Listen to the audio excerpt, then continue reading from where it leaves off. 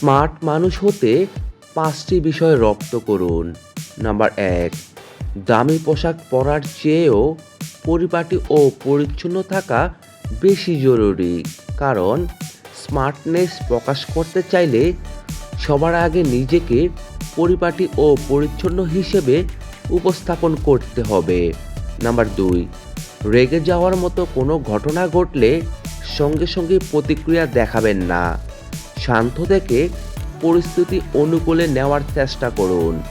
Number 3, মন খুলে প্রশংসা করুন, কৃপণতা করবেন না। এতে আপনার স্মার্টনেস ও উদারতা প্রকাশ পাবে।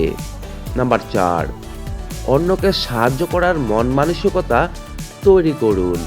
কেউ সাহায্য চাইলে তাকে যতটা সম্ভব সাহায্য করুন। এতে আপনার মানবিকতা প্রকাশ পাবে।